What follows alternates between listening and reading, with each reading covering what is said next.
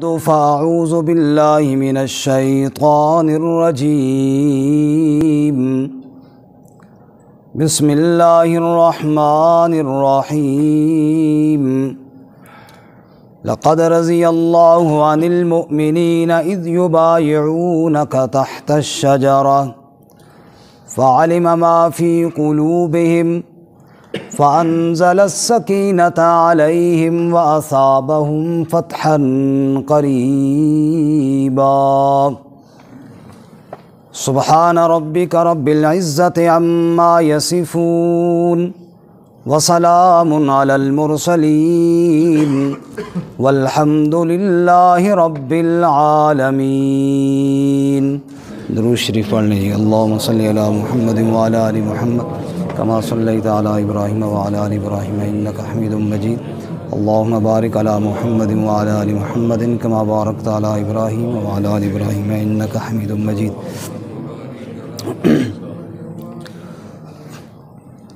معزز سامعین،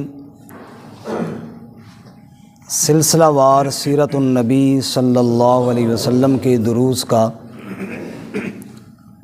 آج یہ ہمارا 13واں درس ہے۔ اللہ رب العزت اس سلسلے کو جاری اور ساری رکھے اور ہمیں مکمل کرنے کی توفیق عطا فرمائے۔ گزشتہ درس میں جو احباب شریک تھے ان کو یاد ہوگا کہ ہجرت کے پانچویں سال کے بالکل آخر میں یا چھٹے سال یعنی 6 ہجری کی ابتدا کا واقعہ ہم نے عرض کیا تھا، غزوہ بنو مستلق، اور اس کے بعد واقع افک جو ام المومنین حضرت سیدہ عائشہ صدیقہ رضی اللہ تعالیٰ عنہا پر منافقین کی طرف سے ایک الزام لگایا گیا تھا، وہ سارا واقعہ گزشتہ درس میں ہم نے عرض کیا تھا کہ کس طرح اللہ تعالیٰ نے منافقین کے ارادوں کو اور منصوبوں کو خاک میں ملایا اور ام المومنین کی شان میں سورہ نور نازل فرمائی۔ آج کا ہمارا درس اس کے بعد یعنی 6 ہجری میں جو واقعات پیش آئے ان سے متعلق ہے، اور یہ بات تو پہلے بھی کئی بار عرض کر چکا ہوں، چونکہ وقت مختصر ہوتا ہے سارے واقعات کا تو احاطہ نہیں کیا جا سکتا۔ ظاہر جو اہم واقعات ہوتے ہیں، جو بڑے بڑے واقعات ہوتے ہیں، انہی کو ہم ذکر کرتے ہیں یہاں پر، تاکہ مختصر خاکہ پیارے نبی صلی اللہ علیہ وسلم کی اس 23 سالہ زندگی کا آپ کے سامنے آ جائے کہ ہمارے نبی صلی اللہ علیہ وسلم کے شب و روز کیسے گزرتے تھے، اور آپ صلی اللہ علیہ وسلم کے ساتھ آپ کے صحابہ اکرام کن کن کاموں میں مصروف رہا کرتے تھے۔ پھر اللہ تعالی ہمیں یہ شوق بھی عطا فرمائے کہ ہم ان کی اتباع کرنے کی کوشش کریں۔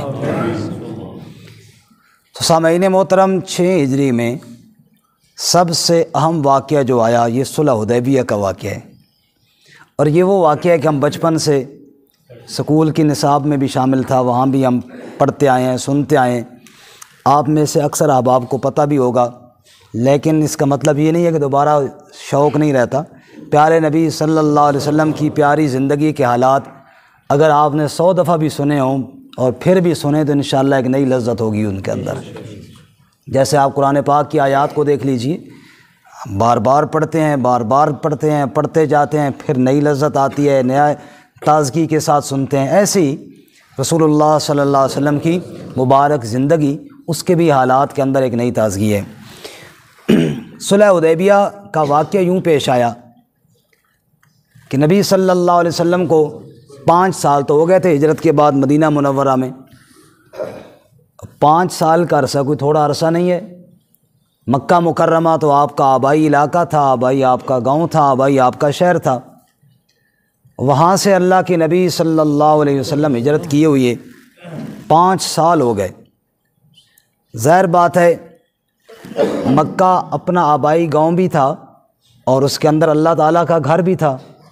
صحابہ اکرام، خصوصاً وہ صحابہ اکرام جو ہجرت کر کے تشریف لائے ہوئے تھے، ان کی زیادہ یہ شوق تھا، شوق تو ہر مسلمان کا تھا، مدینہ والوں کا بھی تھا، لیکن جو مکہ سے آئے ہوئے تھے ان کا تو بہت زیادہ شوق تھا۔ وہ تو تڑپتے تھے کہ کاش ہم دوبارہ مکہ جائیں، بیت اللہ کا طواف کریں اور وہاں حرم کی فضاؤں کے اندر کچھ دن رات گزاریں، پھر بے شک واپس آئیں، لیکن وہاں جانے کا دل ضرور کرتا تھا۔ اور یہ بات ہمارے تجربے میں بھی ہے کہ ہر مسلمان کے دل میں خواہش ہوتی ہے، لیکن جو ایک دفعہ عمرے کے لیے یا حج کے لیے وہاں چلا جائے نا، اس کی خواہش پہلے سے زیادہ بڑھ جاتی ہے۔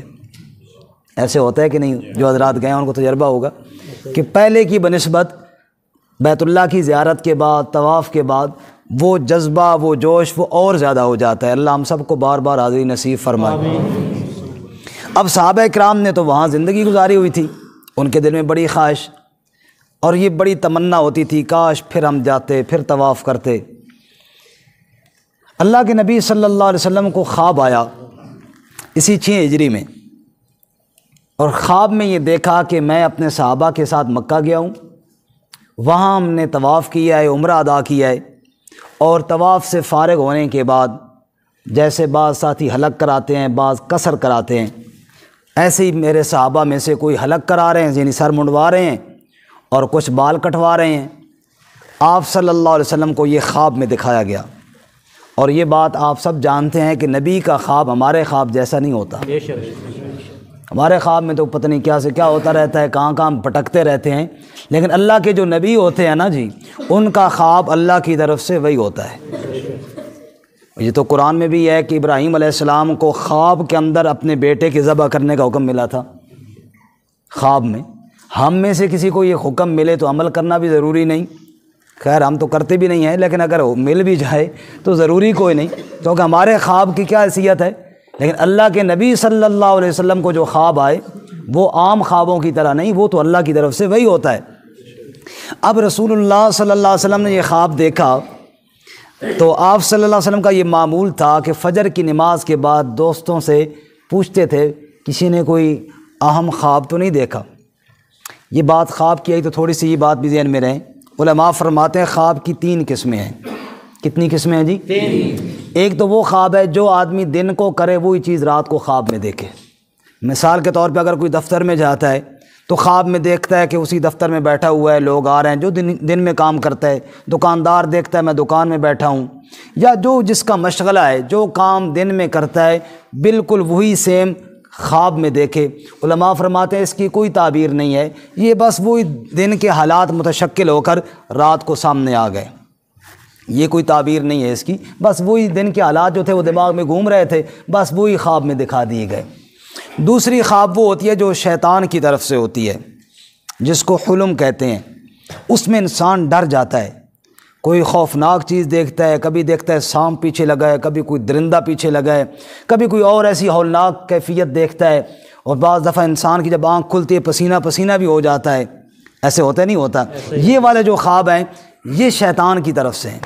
حدیث مبارکہ میں آیا ہے اگر کوئی آدمی ایسا خوفناک یا ڈراؤنا خواب دیکھے تو اس کو یہ چاہیے جب اس کی آنکھ کھلے تو اپنی بائیں جانب 3 دفعہ تھو تھو کر دے اور اعوذ باللہ من الشیطان الرجیم پڑھ لے اور کروٹ تبدیل کرے، اور اس خواب کا کسی کے سامنے ذکر نہ کرے، کسی کو بھی نہ بتائے، تو انشاءاللہ یہ شیطان کی طرف سے ایک حرکت تھی، اللہ شیطان کے ارادے کو خاک میں ملائے گا اور اس خواب والے کو کوئی تکلیف نہیں ہوگی۔ خواب کی تیسری قسم یہ ہے کہ انسان کوئی بھلی چیز دیکھے، کوئی اچھا منظر دیکھے، کوئی اچھا واقعہ دیکھے، کوئی ایسا کام دیکھے جو اس کے مزاج میں بچوں بیٹھ جاؤ بھائی، بیٹا آرام سے بیٹھ جاؤ، ان بچوں کو بٹھا دو یہ بار بار، تو ایسی کوئی چیز دیکھے خواب میں جو بھلی ہو اور اچھی ہو، اور اپنے کسی رشتہ دار کو مل گیا، کسی کوئی ایسا واقعہ ہو گیا، تو اس خواب کو بتانا چاہیے، لیکن وہ بھی ہر ایک سے نہیں، ایک تو اس سے جو کچھ صاحب علم ہو، دوسرا اس سے جو کم از کم اس کا خیرخواہ ہو، کسی دشمن کو نہیں بتانا چاہیے، کیونکہ اللہ کے رسول صلی اللہ علیہ وسلم فرماتے ہیں کہ خواب کی جب تعبیر بتا دی جاتی ہے نا تو پھر وہ خواب واقعتاً اس طرح ہو جاتی ہے۔ اس لیے آپ اگر کسی ایسے آدمی کو بتائیں گے جو اس کی غلط تعبیر بتائے گا تو ایسا نہ ہو کہ وہ واقعہ اس طرح ہو جائے، آپ اس آدمی کو بتائیں جو آپ کا خیرخواہ ہو، جو آپ کو اچھی تعبیر بتائے تاکہ آپ کو نقصان نہ ہو۔ یہ خواب کی 3 قسمیں ہیں، لیکن یہ ہمارے خوابوں کی ہے، یہ جو باتیں میں نے 3 قسمیں بتائی ہیں یہ ہمارے تمہارے خوابوں کی، انبیاء کی یہ نہیں ہے، انبیاء کے خواب تو اللہ کی طرف سے وہی ہوتے ہیں۔ انبیاء کے خواب کیا ہوتے ہیں جی؟ اب رسول اللہ صلی اللہ علیہ وسلم نے خواب دیکھا، اور خواب بھی اتنا پیارا کہ جناب بیت اللہ گئے ہیں، طواف کر رہے ہیں، عمرہ کیا ہے، حلق کر رہے ہیں، سر منڈوا رہے ہیں، اتنا پیارا خواب آپ نے صبح صحابہ کو سنایا۔ صحابہ تو اش اش کر اٹھے، یا رسول اللہ ہم تو کب سے تڑپ رہے تھے کہ جائیں جناب مکہ جائیں، طواف کریں، یہ تو بہت اچھا ہو گیا، بہت ہی پیارا خواب اللہ نے آپ کو دکھایا، لگتا ہے اب مکہ میں جانے کے دن قریب آ گئے ہیں، تیاری کریں یا رسول اللہ، چلتے ہیں سب عمرے کے لیے چلتے ہیں۔ نبی پاک صلی اللہ علیہ وسلم کے بھی دل میں تمنا تھی، صحابہ کا اصرار بھی بڑا، آپ نے فرمایا چلو تیاری کرو جی۔ چنانچہ صحابہ اکرام نے بھی تیاری شروع کر دی، اور اللہ کے رسول صلی اللہ علیہ وسلم نے بھی تیاری شروع فرما دی۔ اب مکہ میں قریش کا قبضہ ہے، قریش کے ساتھ بدر ہو چکی ہے، قریش کے ساتھ احد ہو چکی ہے، قریش کے ساتھ خندق ہو چکی ہے، وہ دشمن ہے جان کے، بلکہ رسول اللہ صلی اللہ علیہ وسلم کے اس وقت تو سب سے بڑے دشمن ہی یہی تھے۔ اب مکہ پہ ان کا قبضہ ہے، ہم جا رہے ہیں وہاں جناب عمرہ کرنے، ہم وہاں جا رہے ہیں جناب طواف کرنے، تو مکہ سے بے خوف تو نہیں تھے۔ اب آپ صلی اللہ علیہ وسلم نے فرمایا کہ ظاہر بات ہے یوں ہم جائیں، تلواریں تو ظاہر ہتھیار تو کچھ نہ کچھ سفر میں رکھنے پڑتے ہیں، اب جنگی ہتھیار تو لے کر جائیں گے نہیں، لیکن کچھ تو تلواریں ہوں گی نا پاس ضرورت کے لیے، کچھ نیزے بھی ہوں گے، کچھ تیر بھی ہوں گے۔ اب یوں ہم تلوار اٹھا کر جائیں، پہلے وہ ہمارے دشمن ہیں، پتہ نہیں وہ ہمیں مکے میں جانے دیتے ہیں یا نہیں، ہتھیار دیکھیں گے تو وہ تو ظاہر لا محالہ لڑائی کے لیے باہر آ جائیں گے۔ اب آپ صلی اللہ علیہ وسلم فرمایا ایسے کرو، چونکہ عمرے میں آپ کو پتہ ہے صرف بندہ عمرہ کرے تو قربانی لازم نہیں ہوتی، لیکن حدود حرم میں اللہ وسعت دے، مال دے تو بندے کو قربانی کرنی چاہیے۔ آپ نے فرمایا ایسے کرو قربانی کے جانور بھی ساتھ لے لو، چونکہ ہم یہ تاکہ ان کو بتا دیں، دیکھنے والا خود سمجھ جائے کہ یہ عبادت کی غرض سے آ رہے ہیں، جنگ کی غرض سے نہیں آ رہے۔ فرمایا قربانی کے جانور بھی ساتھ لے لو اور ان کو نشان لگا دو۔ عرب کے اندر ایسے رواج تھا کہ جب حج کے لیے حاجی جاتے تھے نا، قربانی کے جانوروں کو گلے میں پٹے ڈال دیتے تھے خاص قسم کے، یا اونٹ کے کوہان وغیرہ پہ نشان لگا دیتے تھے تاکہ دور سے پتہ چل جاتا یہ قربانی کا جانور ہے۔ اور پھر لوگ باوجود اس کے کہ وہ مشرک تھے لیکن اللہ کے گھر جانے والے جانوروں کا بھی احترام کیا کرتے تھے، اگر وہ کسی کی فصل میں چلا گیا، اس نے چر لیا تو کوئی نہیں روکتا تھا، چھوڑو یار یہ حرم کا مہمان ہے، حرم میں ذبح ہونے کے لیے جا رہا ہے، اس نشان کو دیکھ کر لوگ اس جانور کو چھیڑتے نہیں تھے۔ تو آپ صلی اللہ علیہ وسلم نے فرمایا جانور بھی لے لو قربانی کے لیے، اور ان کو اسی طرح قلادے پہنا دو، اسی طرح نشان لگا دو جیسے حاجی لوگ جاتے ہیں تو قربانی کے جانوروں کو نشان لگا کے جاتے ہیں، تاکہ دور سے نظر آئے کہ جناب ہم عمرہ کرنے آ رہے ہیں، عبادت کرنے آ رہے ہیں، ہم قریش کے ساتھ جنگ کرنے نہیں آ رہے۔ رسول اللہ صلی اللہ علیہ وسلم روانہ ہو گئے۔ اب خبر تو پہنچ جاتی ہے، کیونکہ دشمن تھے وہ بھی، انہوں نے بھی بندے چھوڑے ہوئے تھے۔ آپ صلی اللہ علیہ وسلم نے بھی حالات معلوم کرنے کے لیے بعض لوگوں کو بھیجا تھا کہ آپ تھوڑا دیکھیں گے کیا حالات ہیں۔ آپ صلی اللہ علیہ وسلم کو اطلاع یہ ملی کہ قریش تو مقابلے کے لیے تیاری کرنے لگے۔ جب آپ کے جانے کی اطلاع ہوئی، انہوں نے کہا یار 1400 بندے لے کر آ رہے ہیں رسول اللہ صلی اللہ علیہ وسلم، 1400، 13، 14، 1500، اتنے کم و بیش یہ صحابہ اکرام تھے آپ کے ساتھ۔ ان کا اتنا بڑا لشکر لے کے آ رہے ہیں تو ظاہر بات ہے ہمارے گھروں میں آ رہے ہیں، ہمارے پاس آ رہے ہیں، تو وہ ہمیں کدھر چھوڑیں گے؟ تو ہم ہر صورت مکہ نہیں داخل ہونے دیں گے ان کو، ہم نے روکنا ہے ان کو۔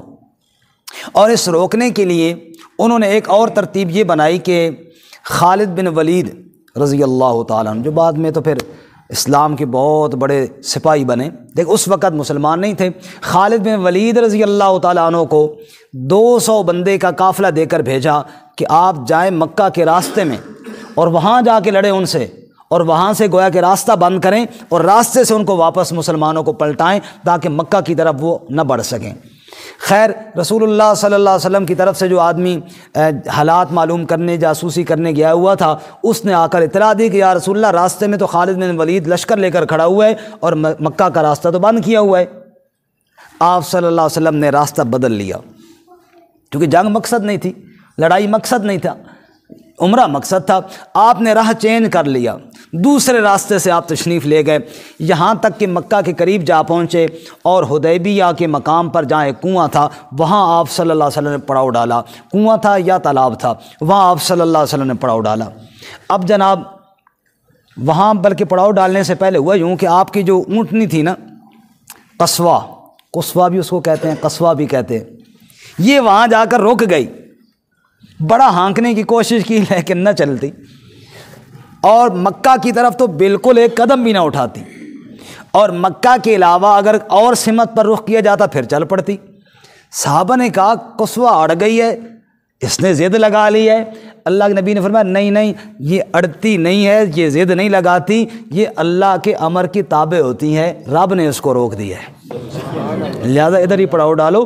اللہ کا حکم یہی ہے کہ یہاں سے ہم آگے نہ جائیں، یہاں ہی پڑاؤ ڈالو، پھر دیکھیں آگے اللہ کا کیا حکم ہے۔ صحابہ کرام فرماتے ہیں جی وہاں جو تالاب تھا اس میں اب اتنے 1400-1500 بندے جائیں تو اتنا بڑا تالاب تھوڑا ہی تھا کہ پانی پورا ہوتا، جانور بھی ساتھ ہیں، قربانی کی بھی ہیں، سواریوں والے اونٹ بھی ہیں۔ فرمانے لگے جو پانی تھا وہ تو ہم نے فوراً ختم ہی کر لیا۔ یا رسول اللہ پانی تو ختم ہو گیا، اب 1400 بندہ ہو، پانی کوئی نہ ہو، جانور الگ ہوں، سواری کی بھی اور قربانی والی، پانی تو سب نے پینا ہے، پانی کے بغیر تو گزارا کوئی نہیں ہے۔ رسول اللہ صلی اللہ علیہ وسلم نے اس جگہ پر جا کر نیزہ گاڑا تو اللہ تعالیٰ نے پانی کا چشمہ جاری فرما دیا، اور سارے صحابہ نے خود بھی سیر ہو کر پیا، جانوروں کو بھی پلایا، اور اللہ کے نبی صلی اللہ علیہ وسلم کے پیارے شاگردوں نے فرمایا کہ اگر لگتا یوں تھا کہ 1400 نہیں 14 لاکھ بندہ بھی ہو تو پانی ختم ہونے والا نہیں ہے۔ خیر وہاں پہ جناب مشرکین کی طرف سے اطلاع ملی، خزاع قبیلے کے لوگ تھے، یہ رسول اللہ صلی اللہ علیہ وسلم کے خیر خواہ تھے، یہ آئے، انہوں نے بتایا جی مشرکین آپ کو ہرگز نہیں جانے دیتے، انہوں نے تہیہ کیا ہے، مشورہ کیا ہے کہ جو بھی ہو جائے نا کسی صورت مکہ میں ان کو نہیں آنے دینا ورنہ لڑائی ہوگی۔ رسول اللہ صلی اللہ علیہ وسلم نے ان کو کہا کہ آپ جا کر ان کو سمجھاؤ کہ اللہ کے بندو ہم لڑنے نہیں آ رہے، جنگ کے دن اور بات ہوتی ہے، ہم لڑائی کے لیے نہیں آ رہے، ہم صرف بیت اللہ کا طواف کرنے کے لیے آ رہے ہیں۔ اور اگر اس پر وہ نہیں مانتے، وہ کہتے ہیں خواہ مخواہ جنگ ہی کرنی ہے تو پھر جنگ بھی کر لیں، پہلے انہوں نے کر لی ہے، بدر میں کر لی ہے، احد میں کر لی ہے، خندق میں آئے منہ کی کھا کے گئے، اگر خواہ مخواہ وہ جنگ ہی کرنا چاہتے ہیں تو ان کو کہو آؤ پھر لڑو ہم سے، لیکن ہم لڑنے نہیں آئے، ہم آئے ہیں عمرہ کرنے کے لیے، خدا را ہمیں اللہ کے گھر سے نہ روکا جائے۔ انہوں نے کہا جی ہم جا کر کہتے ہیں لیکن لگتا نہیں ہے، کیونکہ انہوں نے پکا تہیہ کیا ہے کہ اللہ کے نبی کو مکہ میں ہم نے داخل نہیں ہونے دینا۔ خیر اس کے بعد جو کہ قریش نے جنگ کے خطرے کی وجہ سے وہ قبائل جو ان کے ساتھ اتحادی تھے ان کو بھی بلا لیا تھا کہ او جناب کیا پتہ ہمارے ساتھ لڑائی نہ ہو جائے، تو حبشہ کے لوگ بھی تھے، یعنی وہ قبائل والے بھی تھے، قبیلے والے وہ بھی تھے، ان کا جو وڈیرا تھا اس نے کہا ٹھہرو میں جا کے بات کرتا ہوں۔ خزاع نے جا کر بات کی کہ نبی پاک اجازت مانگ ہی رہے ہیں، ان کا چلو جا کے میں سمجھاتا ہوں کہ آپ واپس چلے جائیں۔ اب وہ آیا، نبی صلی اللہ علیہ وسلم کو پتہ چلا کہ وہ آ رہا ہے، آپ نے فرمایا دیکھو یہ جو ابھی آ رہا ہے نا، یہ لوگ قربانی کے جانوروں کا بڑا احترام کرتے ہیں، آپ ایسے کرو کہ اس کے آنے سے پہلے سارے جانور جن کو نشان لگے ہوئے ہیں نا سامنے آگے ان کو کھڑا کر دو، تاکہ پتہ چل جائے کہ ہم عمرہ کرنے آ رہے ہیں، اللہ کے بندو ہم لڑائی کرنے نہیں آ رہے، خواہ مخواہ تم ٹینشن میں پڑ گئے ہو۔ تو آپ صلی اللہ علیہ وسلم کے حکم پر صحابہ کرام نے وہ قربانی کے جانور سارے کھڑے کر دیے اور تلبیہ بھی پڑھ رہے تھے، لبیک اللہم لا شریک لک لبیک ان الحمد والنعمت لک والملک لا شریک لک۔ اللہ پھر بار بار وہاں پڑھنے کی توفیق عطا فرمائے۔ خیر صحابہ تلبیہ بھی پڑھ رہے تھے، قربانی کے جانور بھی۔ وہ جب سامنے آیا اس نے یہ منظر دیکھا تو اس نے کہا سبحان اللہ، یہ تو اللہ کے گھر کے مہمان ہیں۔ وہ نبی پاک کے پاس آیا ہی نہیں، وہیں سے واپس پلٹ گیا اور جا کر قریش کہنے لگا اللہ کے بندو اللہ کے مہمان آ رہے ہیں، وہ قربانی کے جانور ساتھ ہیں، ان کے زبان پہ تلبیہ ہے اور تم ان کو روک رہے ہو۔ عجیب بات ہے، دنیا بھر کے لوگ آتے ہیں یہاں آ کے طواف کرتے ہیں اللہ کے گھر میں، اور عبد المطلب کے پوتوں کو تم روک رہے ہو، یہ عجیب بات ہے، اجازت دو ان کو، میرا تو یہی مشورہ ہے۔ اب جناب قریش نے کہا وہ نہیں تو بڑا سادہ ہے، تجھے پتہ نہیں ہے وہ اس طریقے سے آئیں گے اور پھر حملہ کریں گے اور ہمارے گھروں کے اندر گھس کر ہمیں ماریں گے، تمہیں پتہ نہیں ہماری دشمنی چل رہی کتنی، تو نہیں سمجھتا بات۔ خیر اس نے بہت سمجھانے کی کوشش کی لیکن بات نہ بنی، وہ نہ مانوں گا جی نہیں مکہ میں ان کو نہیں آنے دینا۔ اتنے میں عروہ بن مسعود ثقفی یہ آیا جناب، یہ حضرت مغیرہ بن شعبہ کا چچا تھا، یہ ذرا عمر میں وڈیرا تھا، اس نے کہا میں جاتا ہوں جی، میں بات کرتا ہوں۔ اب عروہ بن مسعود ثقفی آیا، نبی صلی اللہ علیہ وسلم کے پاس آیا، بیٹھ گیا بات چیت کرنی۔ اب اپنے طور پہ اس نے نبی پاک کو سمجھانے کی کوشش کی کہ آپ یہاں سے واپس چلے جائیں، کیونکہ قریش کا یہی منصوبہ تھا کہ مکہ میں نہیں داخل ہونے دینا۔ اب اپنے طور پہ یہ تھوڑا بڑا بھی، عمر میں بھی بڑا تھا، بڑا ہو کر سمجھانے کی کوشش کی کہ آپ یہاں سے واپس چلے جائیں، اور سمجھانے کے انداز میں اس نے یہ بات کی کہ یہ جو لوگ آپ کے ساتھ ہیں نا، کوئی کہاں کا، کوئی کہاں کا، کوئی کہاں کا، ارے محمد صلی اللہ علیہ وسلم یہ تیرے قبیلے کے نہیں ہیں، یہ تیرے ساتھی نہیں ہیں، اور کل کوئی موقع بنانا، کوئی کہاں بھاگ جائے گا، کوئی کہاں بھاگ جائے گا، کوئی کہاں بھاگ جائے گا، تو اکیلا قریش کے ساتھ لڑائی لڑتا رہے گا۔ یہ بات جب اس نے کہی نا تو صحابہ کرام کو ظاہر بری لگنی تھی۔ حضرت سیدنا ابو بکر صدیق رضی اللہ تعالیٰ نے ٹھیک ٹھاک اس کو ایک گالی دی، حدیث کی کتابوں میں موجود ہے، فرمایا او فلاں، تو جناب یہ بکواس کرتا ہے کہ ہم اللہ کے نبی کو چھوڑ کر بھاگ جائیں گے؟ خدا کی قسم ہم سب کچھ لٹا دیں گے، اللہ کے نبی کو چھوڑ کر کہیں نہیں جائیں گے۔ یہ تیری بھول ہے کہ ہم اللہ کے نبی کو چھوڑ کر بھاگ جائیں گے، بدبخت، کبھی ایسا نہیں ہوگا۔ اور تو، اس نے پوچھا یہ کون ہے جو مجھے تڑیاں دے رہا ہے اور مجھے ایسے کہہ رہا ہے؟ کہا یہ قحافہ کا، ابو قحافہ کا بیٹا ابو بکر ہے۔ انہوں نے کہا اچھا پھر اس کو میں جواب نہیں دیتا، پھر اس کو میں جواب نہیں دیتا۔ خیر چپ ہو گیا۔ اس کے بعد بات چیت نبی پاک کو پھر سمجھانے کی کوشش کرنے لگا، نہ جائیں آپ، کوشش اس کی یہی تھی۔ اس دوران آپ کی داڑھی کو پکڑتا بار بار، جیسے بندہ سمجھانے کے کہتا نا یار مان لو بات، آپ کی داڑھی کو بار بار پکڑتا یوں۔ اب جب بار بار نبی پاک کی داڑھی کو ہاتھ لگایا اس نے، تو حضرت مغیرہ بن شعبہ جو اس کے بھتیجے تھے، انہوں نے کہا او اللہ کے دشمن، اپنے ہاتھوں کو نبی کی داڑھی سے دور رکھ، اگر تیرے ہاتھ نبی کی داڑھی کی طرف دوبارہ گئے تو میں کاٹ کے رکھ دوں گا تجھے۔ اب عروہ بن مسعود نے یہ بات سنی حضرت مغیرہ بن شعبہ سے، حضرت مغیرہ نے بھی وہ لڑائی کے لیے نا وہ پہنا ہوا تھا، اس نے کہا یہ کون ہے؟ کہا یہ تمہارا بھتیجا ہے، مغیرہ بن شعبہ ہے تمہارا بھتیجا۔ اب وہ ابو بکر صدیق والا غصہ بھی سارا اس نے بھتیجے پہ نکالا، ساری ان کو جناب خوب آگے سے اس نے بہت بات چیت کی، تو کون ہوتا ہے مجھے کہنے والا؟ خیر بہت جو کچھ کر سکتا ہے وہ کیا۔ اس کے بعد واپس چلا گیا۔ یہاں نبی پاک کو تو وہ یہ کہہ رہا تھا نا کہ ساتھی آپ کے بھاگ جائیں گے، لیکن واپس جا کے جو رپورٹ قریش کو دی نا وہ اس کی بالکل الٹ دی۔ قریش کو جا کر اس نے کہا خدا کی قسم سچی بات بتاؤں، میں نے بڑے بڑے بادشاہوں کو دیکھا ہے، کیسر و کسریٰ کے محلات تک بھی میں گیا ہوں، میں نے ان بادشاہوں کے ماننے والوں کو بھی دیکھا ہے، خدا کی قسم جو محبت محمد کے ساتھی محمد سے کرتے ہیں نا، اس کی مثال میں نے کہیں نہیں دیکھی ہے۔ میں اس شخص کے پاس سے آ رہا ہوں جو تھوک پھینکتا ہے تو ساتھی ہاتھوں پہ اٹھاتے ہیں، وضو کرتا ہے تو پانی نیچے نہیں گرنے دیتے، ہاتھوں پہ اٹھاتے ہیں، اور بولنے لگتا ہے خدا کی قسم سب چپ ہو جاتے ہیں اس کی بات سننے کے لیے۔ کوئی کام کرنے کا حکم دیتا ہے، ہر بندے کی خواہش ہوتی ہے بھاگ کر پہلے میں عمل کروں۔ خدا کی قسم جس کے ساتھ اتنے وفادار ہوں نا، اتنے وفادار ہوں، اس کو کوئی زیر نہیں کر سکتا، وہ زبر ہی رہتا ہے ہمیشہ۔ مشورہ میرا یہ ہے پنگا نہ لو ان کے ساتھ، ان کے ساتھ پنگا نہ لو۔ خیر انہوں نے کہا نہیں جی، اب ضد کا تو کوئی علاج نہیں، وہ ڈٹے ہوئے ہیں، نہیں جی مکہ میں نہیں آنے دینا، باقی باتیں ٹھیک ہیں ساری۔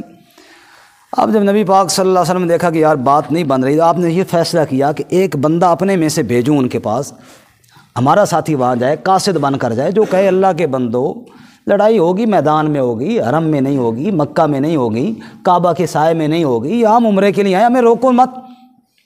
آپ نے کہا عمر رضی اللہ تعالیٰ عنہ، عمر بن خطاب، عمر آپ اگر چلے جائیں اور جا کر ان سے بات کر لیں کہ ہم طواف کے لیے آئے ہیں، ہم جنگ کے لیے نہیں، تو صلح کی کوئی صورت بنا لیں تو ٹھیک ہے۔ عمر نے کہا یا رسول اللہ جو آپ کا حکم، میں تو تیار ہوں، لیکن میرا ایک مشورہ ہے کہ آپ مجھے نہ بھیجیں۔ کیوں؟ کہ بات کرنی ہے صلح کی، اگر کسی نے گڑبڑ کی تو میں تو پھر سیدھا ہو جانا ہو دینا، پٹھی گل کرے تو کرے عمر فاروق نال تو پھر بچ جاوے، یہ تو ہو نہیں سکتا۔ یا رسول اللہ میرا مشورہ یہ ہے کہ آپ بجائے میرے اگر حضرت عثمان رضی اللہ تعالیٰ عنہ کو بھیجیں نا تو دو فائدے ہیں، ایک تو یہ حلم والا ہے، حوصلے والا ہے، دوسرا یہ اسلام سے پہلے بھی سخاوت کے دریا مکہ میں بہایا کرتا تھا، مکے کی گلی گلی کے اندر عثمان کے خرچے پر پلنے والے لوگ موجود ہیں۔ تو ہمارے ہاں بھی کہتے ہیں نا جی، منہ کھاوے تھے اکثر ماوے۔ اب جس نے عثمان کی دعوت کھائی ہوگی کم از کم عثمان پہ ہاتھ تو نہیں اٹھائے گا، کم از کم بات تو تمیز سے کرے گا۔ میرا مشورہ یہ ہے، آپ حکم دیں تو میں بھی حاضر ہوں، میرا مشورہ یہ ہے کہ بجائے میرے اگر بات بنانی ہے تو آپ عثمان رضی اللہ تعالیٰ عنہ کو بھیجیں تاکہ بات بن جائے۔ اللہ کے رسول صلی اللہ علیہ وسلم کو حضرت عمر کا یہ مشورہ بڑا پسند آیا۔ ہم فرمایا مشورہ تیرا ٹھیک ہے۔ ہم فرمایا عثمان تم جاؤ اور جا کر اہل مکہ سے بات کرو کہ ہم جنگ کرنے کے لیے نہیں آئے، ہم لڑائی کرنے نہیں آئے، ہم عمرہ کرنے آئے ہیں، خدا را ہمیں عمرہ کرنے سے نہ روکا جائے، ہمیں اللہ کے گھر کی زیارت اور طواف کی اجازت دی جائے۔ حضرت عثمان رضی اللہ تعالیٰ عنہ تشریف لے گئے، اور یہ بڑا ہی پیارا واقعہ ہے، توجہ ہے نا سب حضرات کی، بڑا ہی پیارا واقعہ۔ عثمان جب گئے، آپ اپنی برادری کے رشتہ دار چچا زاد بھائی عبان ابن سعید کی پناہ میں گئے اور رات اس کے پاس گزاری کہ صبح جا کے وڈیروں سے سرداروں سے ملاقات کروں گا۔ اس رات کو جو آپس میں گفتگو ہوئی نا ان کی، اس نے کیا کہا عبان نے حضرت عثمان کو، کہنے لگا لقد اخزیت قومک یا عثمان، اے عثمان صبح مذاکرات کرنے ہیں، وہ تو سو ہوگی جو ہوگی، وہ تو صبح بات ہوگی، پتہ چلے گا کیا بات کرنی ہے، کس سے کرنی ہے، لیکن ایک بات میری سن، لقد اخزیت قومک یا عثمان، تو نے اپنی قوم کی ناک کٹوا دیا ہے عثمان۔ حضرت عثمان نے پوچھا میں نے کیسے قوم کی ناک کٹوا دی، میں نے ایسا کیا کر دیا کہ میرے عمل کی وجہ سے قوم کی بے عزتی ہو گئی۔ اس نے کہا عثمان تجھے پتہ نہیں، تو مکے کا وڈیرا سردار ہے اور جا بھی رہا ہے سرداروں سے بات کرنے کے لیے، وڈیروں سے بات کرنے کے لیے جا رہا ہے، ذرا اپنا لباس تو دیکھنا، غلاموں والا لباس پہنا ہوا ہے۔ تو جانتا بھی ہے عرب کے وڈیرے اور عرب کے سردار لمبی چادر پہنتے ہیں، گھسیٹ گھسیٹ کر چلتے ہیں، دنیا والے دیکھ کر ہی پہچان جاتے ہیں کوئی بڑا سردار آ رہا ہے، کوئی وڈیرا بندہ آ رہا ہے، وڈیری بات کرنے کے لیے آ رہا ہے۔ اے عثمان جو لباس تو نے پہن رکھا ہے ٹخنوں سے بھی اوپر ہے، نصف پنڈلی تک تیری چادر لٹک رہی ہے، یہ تو فقیر پہنتے ہیں، یہ تو غلام پہنتے ہیں، فقیروں والا لباس پہن کر سرداروں سے بات کرنا یہ کوئی مناسب نہیں ہے۔ اگر تو نے بات خواہ کرنی ہے، مذاکرات تو نے سرداروں سے کرنی ہے، یہ بڑی چادر لے لے، بڑی چادر پہن، کوئی حلیہ تو بنا سرداروں والا، حلیہ تو بنا مذاکرات کرنے والا، پھر جا کر بات چیت کر۔ حضرت عثمان نے فرمایا اے میرے رشتہ دار، اے میرے بھائی، تیری بات میں نے سمجھ لی ہے، تو اور دنیا کا رہائشی ہے، ہم اور دنیا کے باسی ہیں، جس جہان میں تم رہتے ہو وہاں سرداریاں دیکھی جاتی ہیں، اور جہاں ہم رہتے ہیں وہاں سرداریاں نہیں، وہاں محمد کی تابع داریاں دیکھی جاتی ہیں صلی اللہ علیہ وسلم۔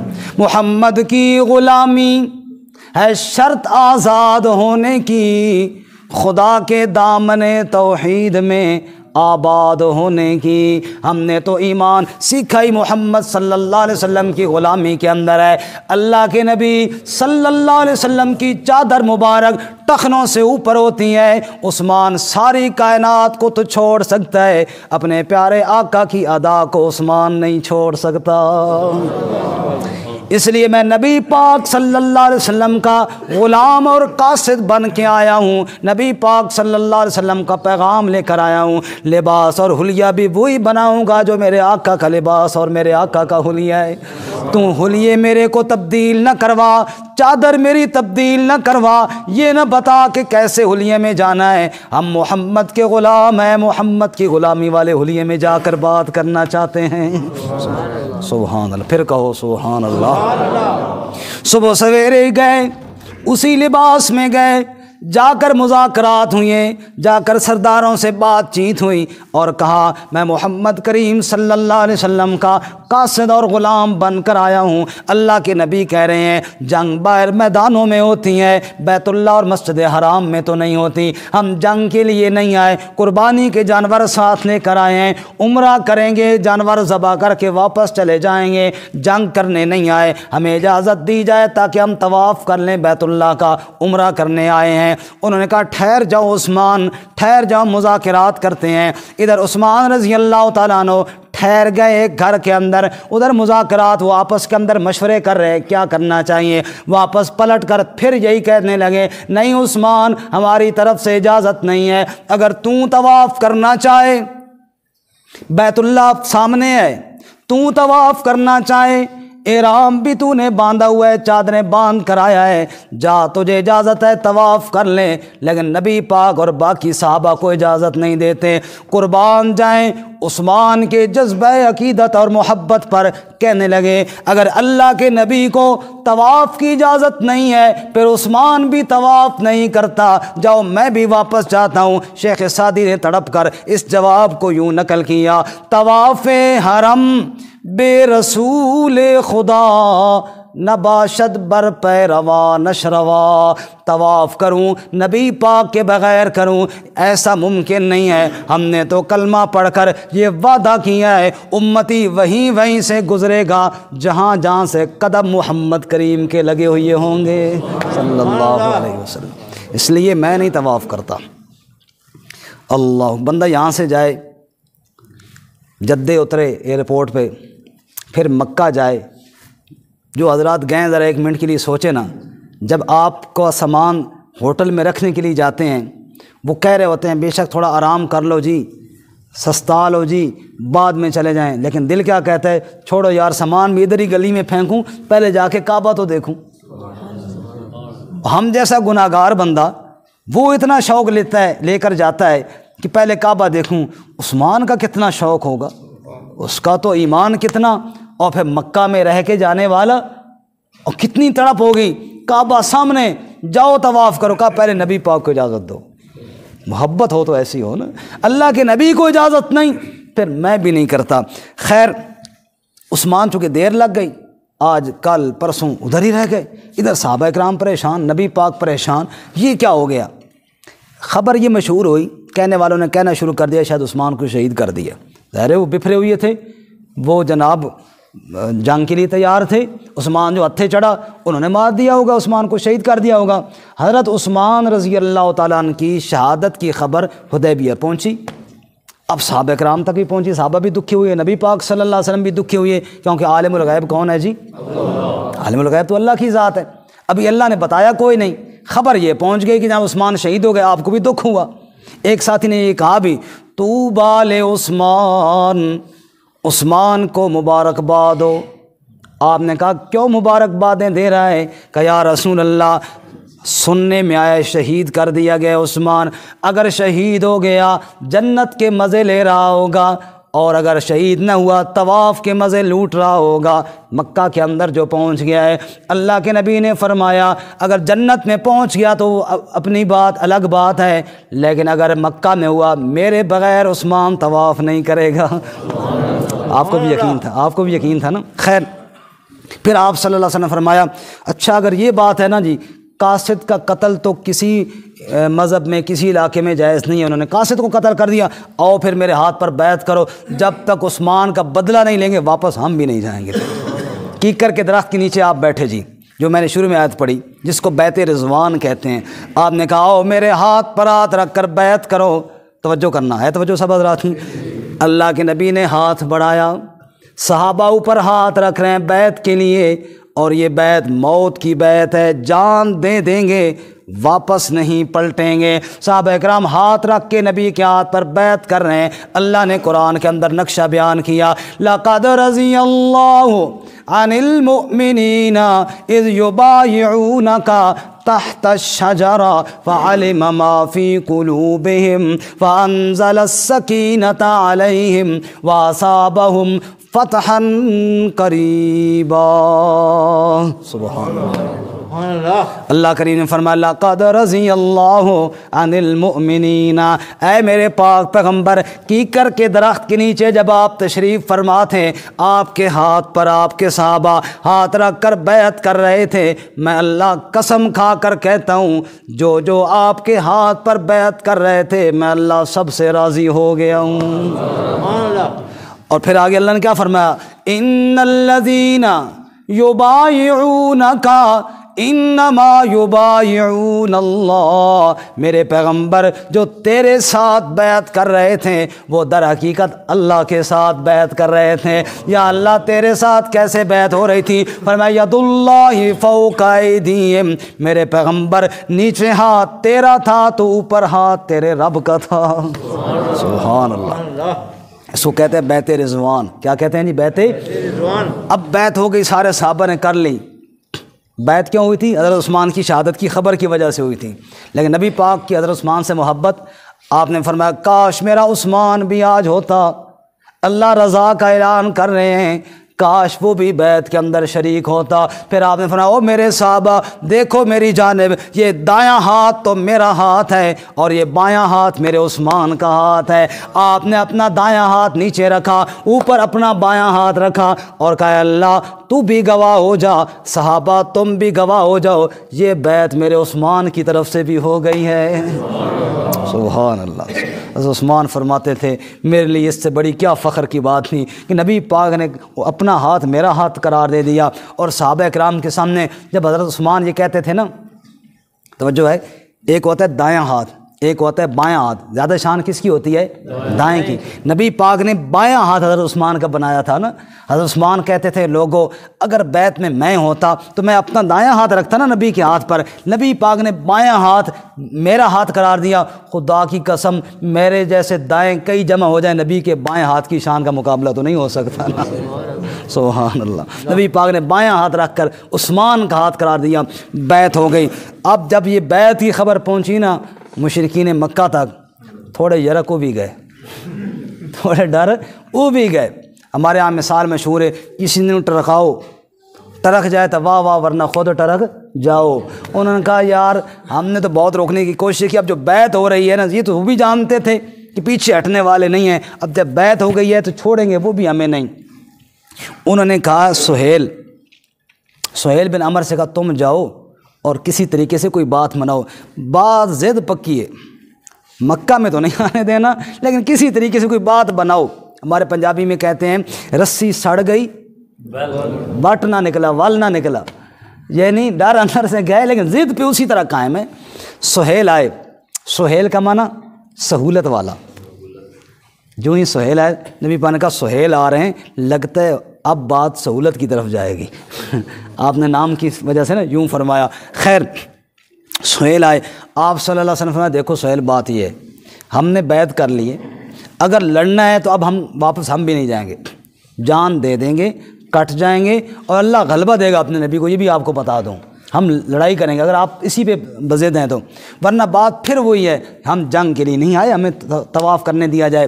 اور دوسری بات آپ نے ایک اور آفر کی کہ میں یہ پیشکش کرتا ہوں کہ دیکھو تمہارے ساتھ بدر ہوا، احد کا مقابلہ ہوا، خندق ہوا، تم اب کمزور ہو، جنگ کے قابل تم بھی کوئی نہیں، تڑیاں ہیں تمہاری مجھے پتہ ہے نا، جنگ کے قابل تم بھی کوئی نہیں ہو، دیکھو تم میرے ساتھ معاہدہ کر لو 10 سال کے لیے، 10 سال تک جنگ نہیں کریں گے آپس میں، پکا معاہدہ کر لو، نہ تم ہمارے خلاف تیاری کرو نہ ہم تمہارے خلاف، آرام سے تم بھی اپنا کام کاج کرو، ہمیں بھی کرنے دو، 10 سال بعد دیکھیں گے۔ اور یہ بہت فائدے والی بات ہے۔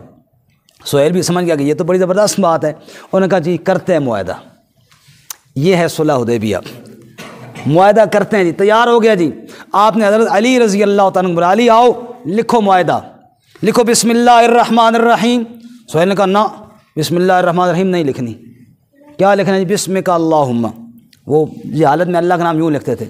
علی نے کہا یا رسول اللہ یہ پھر پنگا، آپ نے فرمایا کوئی بات نہیں، بسمک اللہم وہ بھی اللہ کا نام ہے، کوئی غلط بات نہیں ماننی، صحیح بات ہے جو ٹھیک ہے کوئی بات نہیں۔ رحمان اور رحیم ان بیچاروں کو پتہ نہیں ہے کہ رحمان اور رحیم بھی وہی ہے، اللہم بھی وہی ہے، رحمان بھی وہی ہے، بسمک اللہم لکھ لو۔ حضرت علی رضی اللہ تعالیٰ نے بسمک اللہم لکھ لیا۔ اب جناب معاہدہ جب ہوتا ہے دو فریقوں میں اسٹام جب لکھا جاتا ہے تو دونوں کے نام لکھے جاتے ہیں، ایک طرف محمد الرسول اللہ صلی اللہ علیہ وسلم، دوسری طرف سہیل بن عمر۔ جب محمد الرسول اللہ لکھا تو سہیل پھر تڑپ گیا، انہوں نے کہا نا نا نا رسول اللہ مٹاؤ، محمد بن عبداللہ یہ لکھو، ہم اللہ کا رسول مانتے نہیں ہیں تو یہ کیوں لکھیں؟ نبی پاک نے فرمایا علی مٹا دو، مٹا دو، میں عبداللہ کا بیٹا بھی ہوں نا، اگر یہ نہیں مانتے تو ان کی بدقسمتی ہے، اس میں بھی غلط بات کوئی نہیں ہے، جیسے میں اللہ کا رسول ہوں ایسے عبداللہ کا بیٹا بھی ہوں، محمد بن عبداللہ لکھ دو۔ حضرت علی نے کہا یا رسول اللہ میں تو رسول اللہ نہیں مٹاتا۔ علی تھے رضی اللہ تعالیٰ، حیدر کرار، سبحان اللہ، کرم اللہ وجہ، اللہ تر و تازہ ان کے چہرے کو، کہا یا رسول اللہ میں اپنے علی شیر خدا اور حیدر کرار اور میں اپنے ہاتھ سے رسول اللہ مٹاؤں؟ یا رسول اللہ میں تو نہیں مٹاتا، میں نے لکھا ہے، اب یہ رسول اللہ میں نہیں مٹاتا کم از کم۔ آپ نے سنا اچھا مجھے بتاؤ کدھر میں مٹا دوں؟ صلح ہونی چاہیے۔ دیکھو اللہ کے نبی صلی اللہ علیہ وسلم نے کیسی صلح کے لیے تیار ہوئی، آپ نے وہ رسول اللہ مٹا دیا، محمد بن عبداللہ لکھ دیا جی۔ اب جب شرائط لکھی جانے لگی، پہلی بات یہ اس میں انہوں نے لکھوائی سہیل نے، اس سال آپ عمرہ نہیں کریں گے، ابھی واپس ہی جائیں گے، اگلے سال آئیں، 3 دن آپ آئیں مکہ میں، 3 دن قیام کریں، عمرہ کر کے واپس چلے جائیں، اس سال بھر صورت آپ واپس چلے جائیں۔ اور ان سے میں ٹھیک ہے لکھ دو، لکھ دی۔ اب اس شرط نے صحابہ کے دل بڑے توڑے، ظاہر تیاری کر کے جاؤ گئے ہو، یہ تو بالکل اسی طرح ہے نا کہ بندہ مکہ کے ہوٹل میں پہنچ جائے، اگلا بندہ آ کے جائے واپس جاؤ جون، ظاہر دل تو ٹوٹنے تھے۔ خیر نبی پاک نے جو کہا لکھ لو، حضرت علی نے لکھ لیا۔ پھر فرمایا جی 10 سال تک جنگ نہیں ہوگی آپس میں، اور کوئی قبیلے والا قریش سے ملنا چاہے یا محمد صلی اللہ علیہ وسلم سے ملنا چاہے روکا نہیں جائے گا۔ ٹھیک ہے لکھ لو جی، یہ بھی لکھ لیا گیا۔ اگلی شرط، پہلی تو وہ اس سال عمرہ نہ کرنے والی، اس پہ صحابہ کرام پریشان ہوئی۔ دوسری شرط جس پہ صحابہ پریشان ہوئی وہ یہ تھی کہ اگر مسلمانوں کا کوئی آدمی مدینہ سے بھاگ کر مکہ آئے تو اہل مکہ اس کو واپس نہیں کریں گے، اور مکہ سے اگر کوئی بھاگ کر مدینہ جائے تو مدینہ والوں پہ یعنی مسلمانوں پہ لازم ہوگا کہ اس کو واپس کریں۔ اور فرمایا یہ بھی ٹھیک ہے لکھ لو۔ اب یہ شرط جو تھی نا صحابہ کو بڑی، یا رسول اللہ، حضرت عمر تو جری تھے اور نبی پاک کے سسر بھی تھے، کہا اللہ کے نبی ہم حق پہ نہیں ہیں؟ کہا بے شک۔ کہا اللہ کی مدد ہمارے ساتھ نہیں ہے؟ کہا جی بالکل ایسے ہی ہے۔ کہا پھر یہ کیوں آپ ان کی ہر باتیں مانیں؟ کہا عمر میں اللہ کا رسول ہوں، میں اپنی مرضی سے نہیں، میں اللہ کے حکم سے یہ فیصلہ کر دوں۔ عمر چپ کر گئے۔ حضرت عمر کہتے ہیں ابو بکر جیسا میں نے حوصلے والا کوئی نہیں دیکھا، ابو بکر کی ہمیشہ وہی رائے ہوتی تھی جو نبی پاک کی۔ حضرت عمر کہتے ہیں میں اسی طرح غصے سے بھرا ابو بکر کے پاس گیا، ابو بکر یہ کیسی شرط ہے کہ جناب ان کا کوئی بندہ آئے تو ہم واپس کریں گے، ہمارا وہ نہیں واپس کریں گے، شرط تو برابر ہونی چاہیے۔ ابو بکر نے کہا عمر وہ اللہ کے رسول ہیں، وہ جو کر رہے ہیں نا وہ ٹھیک ہی کر رہے ہیں۔ عمر کہتے ہیں میں چپ کر گیا، ٹھیک ہے جی۔ خیر اس کے بعد صلح ہو گئی، وہ تحریر لکھی گئی، اور آپ صلی اللہ علیہ وسلم نے فرمایا کہ اٹھو بھائی جو قربانی کی جانور لے کر آؤ ذبح کر دو، لیکن جب ہمت ٹوٹ جائے، بدن کے اندر طاقت چھوٹ جائے، ہمت ہی نہ رہی کسی کے اندر اٹھنے کی، دل ٹوٹ گئے، کوئی نہ اٹھا جی۔ آپ نے دوبارہ کہا اٹھو ذبح کرو جانوروں کو، اب ہمت ہی نہ رہے بھائی کس کا دل کرے ادھر ذبح کرے، یار طواف کریں عمرہ کریں پھر جا کے ذبح کریں۔ اب بڑے جوش میں ہیں صحابہ کرام۔ تیسری دفعہ آپ نے کہا تو آپ کی زوجہ محترمہ انہوں نے آپ کو مشورہ دیا، رسول آپ ایسے کریں، آپ پہلے اپنا جانور ذبح کریں نا، پھر جناب یہ بھی کریں گے، جب آپ خود عمل کر لیں گے تو پھر آپ نے فرمایا یہ بات ٹھیک ہے۔ زوجہ رسول اللہ صلی اللہ علیہ وسلم کا ازواج مطہرات، وہ بھی سبحان اللہ نے ایسا نہیں چنا تھا نا، ایسا فٹ مشورہ دیا، تو نبی صلی اللہ علیہ وسلم نے اپنا اونٹ ذبح کر دیا، اور یہ اونٹ وہ تھا جو ابو جہل کا اونٹ تھا۔ ابو جہل کا اونٹ جو مال غنیمت میں ملا تھا نا نبی پاک صلی اللہ علیہ وسلم کو بدر میں، وہ آپ صلی اللہ علیہ وسلم نے ذبح کیا تاکہ اور نہیں مشرک سڑے تو صحیح کم از کم۔ آپ نے اس کے ناک کے اندر چاندی کا چھلا بھی تھا، وہ آپ نے ذبح فرمایا، پھر ظاہر سارے صحابہ نے بھی ذبح کیے۔ اسی دوران ابھی سہیل ادھر ہی تھا کہ ابو جندل جو اس کا بیٹا تھا وہ جناب مکے میں ایمان تو لا چکے تھے، اور جناب وہ بھاگ کے آ گئے، بیڑیاں توڑتے ہوئے آ گئے۔ سہیل نے کہا چلو جی ہمارا بندہ آگے واپس کرو جو تحریر ہوئی ہے۔ اور فرمایا یار ابھی تو تحریر مکمل نہیں ہوئی، آپ ادھر ہی ہو۔ انہوں نے کہا جی نہیں واپس کرو، اگر یہ بات ہے پھر ہم صلح نہیں کرتے۔ آپ نے ابو جندل کو کہا چلو یار صبر کرو، ان کے ساتھ چلے جاؤ۔ ان کے والد نے ان کو ادھر ہی مارا پیٹا۔ ابو جندل نے مسلمانوں کو آواز بھی دی، مسلمانوں مجھے پھر ان ظالموں کے حوالے کر رہے ہو؟ نبی پاک نے کہا صبر کرو، صبر کی تلقین کی، اللہ تمہارے لیے راستہ نکالے گا۔ خیر صبر کی تلقین کی، وہ مارتے پیٹتے اس کو پھر واپس لے گئے۔ واپس ہوئی مسلمان بڑے ٹوٹے ہوئے دل کے ساتھ۔ راستے میں سورہ فتح نازل ہوئی، انا فتحنا لک فتحا مبینا، ہم نے آپ کو واضح فتح عطا فرمائی۔ بس ٹائم بھی ہمارا پورا ہو رہا ہے اور بات بھی ختم ہو رہی ہے جی، تھک تو نہیں گیا سارے حضرات؟ بس اس کو ذرا کنارے لگا دیں بس۔ تو حضرت عمر رضی اللہ تعالیٰ کا، یا رسول اللہ یہ فتح ہے؟ ہاں عمر یہ فتح ہے، تجھے نہیں پتہ یہ کیا ہے جی؟ یہ فتح ہے۔ اچھا اب کیا ہوا؟ اسی دوران چند مسلمان عورتیں بھی آ گئیں جو مکہ میں تھی نا، ابو ظالم ظلم کر رہے تھے، پتہ چلا مسلمان قریب آئے ہوئی ہیں، پہلے تو یہ امید تھی مکہ میں آئیں گے، واپس پلٹ رہے ہیں، تو ان کو موقع نکلا، وہ بھی بھاگ کے یہاں آ گئیں۔ وہ مشرکین پھر آئے، ہماری عورتوں کو واپس کرو۔ نبی پاک ہمارا عورتوں کا ذکر تو معاہدے میں تھا ہی کوئی نہیں، معاہدے میں تھا، پڑھو تحریر پڑھو، ظاہر عورتوں کا ذکر تو کوئی نہیں۔ انہوں نے کہا یہ بھی شامل ہے، فرمایا نہ، عورتیں شامل نہیں ہیں۔ عرب کے اندر آپ ویسے بھی جانتے ہیں مذکر کے لیے الگ صیغے استعمال ہوتے ہیں، مؤنث کے لیے الگ صیغے استعمال ہوتے ہیں۔ اللہ نے آیت بھی نازل فرما دی، یا ایھا النبی یا ایھا الذین آمنوا اذا جاءکم المؤمنات مہاجرات فامتحنوہن، اگر ایمان والی عورتیں ہجرت کر کے آئیں تو پہلے ان کے ایمان کو جانچو کہ واقعی ایمان کی وجہ سے چھوڑ کر آئی ہیں، اور جب پتہ چل جائے نا کہ واقعی ایمان کی وجہ سے تو فلا ترجعوہن الی الکفار، ان کو کافروں کی طرف واپس مت لوٹاؤ۔ چلو مرد تو مجاہد ہے، وہ تو ہمت کریں گے، کچھ مقابلہ کریں گے، کچھ سہیں گے، عورتوں کو کون لوٹاتے ہو؟ لا ہن حل لہم ولا ہم یحلون لہن، ایمان والی عورت کسی کافر کے لیے حلال نہیں، نہ وہ کافر ان کے لیے حلال، ان کو لے جاؤ۔ آپ نے فرمایا تم نے اگر ان کو کوئی مار اشار دیا تھا تو وہ لے لو واپس اور جاؤ۔ عورتیں جو ایمان والی ہیں ان کو آپ نے عورتوں سے پھر بیعت بھی لی، بیعت کی آیت میں نازل ہوئی، یا ایھا النبی اذا جاءک المؤمنات یبایعنک علی الا یشرکن باللہ شیئا ولا یسرقن ولا یزنین ولا یقتلن اولادہن ولا یأتین ببہتان یفترینہ بین ایدیہن وارجلہن ولا یعصینک فی معروف فبایعہن واستغفر لہن اللہ۔ اے میرے پیغمبر ایمان والی عورتوں سے بیعت لیجئے، شرک نہ کرو، چوری نہ کرو، زنا نہ کرو، بہتان نہ باندھو کسی پر، اور اللہ اس کے رسول کی نافرمانی نہ کرو۔ اگر اس بات پر وہ تیار ہوتی ہیں تو بیعت کر لیجئے اور ان کو کافروں کی طرف واپس نہ بھیجیے۔ نبی پاک عورتوں کا ہاتھ میں لے کر بیعت نہیں فرماتے تھے، یاد رہے، مردوں کا تو ہاتھ لیتے تھے، عورتوں کی طرف آپ یا تو کپڑا پھینکتے تھے اور کپڑے کا دوسرا حصہ وہ عورتیں پکڑتی تھیں، یا آپ صلی اللہ علیہ وسلم پانی کے اندر برتن میں پانی منگوا کے نا اس میں ہاتھ ڈالتے تھے، پھر وہ برتن عورتوں کی جانب بھیج دیتے تھے، اس برتن میں پانی جو ہے نا اس میں اللہ کے نبی کا ہاتھ ہے، تم بھی ہاتھ ڈال لو، بس یہ بیعت ہو جاتی تھی۔ اچھا اب جناب ایک عجیب واقعہ یہ ہوا کہ ابو بصیر ایک صحابی تھے، مکہ میں قید تھے، مسلمان مدینہ پہنچے، ان کو موقع مل گیا کہیں، وہ بھاگ کر مدینہ آ گئے، پیچھے پیچھے دو مشرک پہنچ گئے، چلو جی ہمارا بندہ ہمارے حوالے کرو۔ نبی پاک نے ابو بصیر کو کہا کہ تمہیں جانا ہوگا، کیونکہ ہم نے معاہدہ کیا ہوا ہے، دل تو ان کا نہیں تھا لیکن چل پڑے۔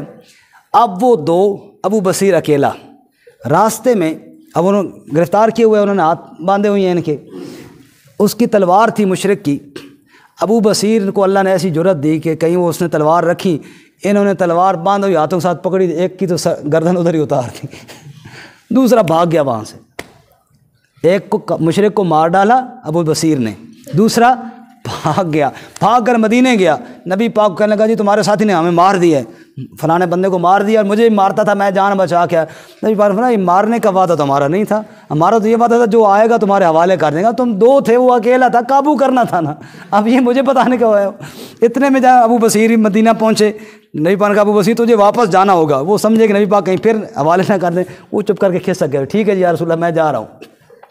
مشرک کو کام لے جا، اس کو کہا توبہ کرو جی میں بھئی یہ تمہارا ہی لے کے جانا تو لے جاؤ، کہا جی نہیں میں نہیں لے کے جاتا۔ اب نبی پاک نے کہا ابو بصیر یہاں بھی نہیں رہنا، ہمارا معاہدہ ہے، زبان کے پکے ہم۔ ابو بصیر نے جا کے راستے میں ایک جگہ پڑاؤ ڈال لیا اور ابو جندل کی طرف بھی پیغام بھیجا کہ موقع ملے تو یہاں آ جاؤ، مدینہ تو نہیں جانا، یہاں تو پابندی نہیں ہے نا، سمجھ آئی۔ ابو جندل بھی وہاں سے بھاگ کے ابو بصیر کے پاس آ گیا، چند ایک اور صحابہ کرام اس طرح جس کو پتہ چلتا گیا بھئی تیسری جگہ بھی بن گئی ہے ہمارے ٹھکانے کی، جس کو موقع ملتا ابو بصیر کے پاس، آپ جناب کوئی مشرک ادھر مل جاتا تیاری میں ہوتے جا کے اس کی گردن اتار دیتے. ان کا کوئی قافلہ جا رہا ہوتا, اس کو مسلمانوں کے ساتھ معاہدہ ہے, لیکن معاہدہ تو نبی پاک کے ساتھ 10 سال کا ہے نا جنگ بندی کا, یہ تو جناب اس میں شامل نہیں ہے معاہدے میں. اب جناب مشرکین آئے نبی پاک کے پاس, اللہ کے نبی مہربانی کرو وہ جڑا ٹولہ اتھے بیٹھا ہے نا اس میں بلاؤ مدینہ. نبی پاک فرمایا بھائی ہمارا تو معاہدہ تھا کہ یہ تمہارے حوالے کریں گے, لے جاؤ ان کو. انہوں نے کہا جی نہیں, ساڑھے پیو دی بھی توبہ. یہ ہے فتح. جو وقتی طور پہ شرط مشکل لگ رہی تھی نا, کیسا اللہ تعالیٰ نے راستہ بنایا جناب. یہ اللہ تعالیٰ کی حکمتیں ہیں, اللہ ہی جانتے ہیں. اب جناب نبی پاک کی وہ منتیں کر رہے ہیں کہ بس یہ شرط آپ کی طرف سے پوری ہے, ہم خود ختم کرتے ہیں. جو بندہ یہاں سے مکہ سے آپ کی طرف آنا جائے آپ اس کو رکھیں اپنے پاس ہی, برائے مہربانی یہ تیسرا اڈا ختم کرواؤ, اس نے تو ہمارا جینا حرام کر دیا ہے. نبی پاک صاحب کو بھیجا, جاؤ ان کو بلا کے لے آؤ کہ اب معاہدہ میں وہ خود ختم کرتے ہیں. ہم نے آپ نے فرمایا دیکھو بھائی مرضی تہاڈی ہے, تمہارے کہنے میں ختم کرتا ہوں یہ شرط, ورنہ ہم تو ابھی بھی تیار ہیں. انہوں نے کہا جی بس ہم خود ختم کرتے ہیں, بلا لو. آپ نے ان کو بلا لیا. اس طرح وہ شرط ختم ہوئی. اس کے بعد اگلے سال عمرہ کے لیے گئے, لیکن آپ صلی اللہ علیہ وسلم اس دوران چونکہ بڑا دشمن قریش تھا اس سے مطمئن ہوئے, اور شریر دشمن یہودی تھا, آپ اس کی تیاریوں میں لگ گئے. انشاءاللہ ہم یہ اگلے درس میں بیان کریں گے. وآخر دعوانا الحمدللہ.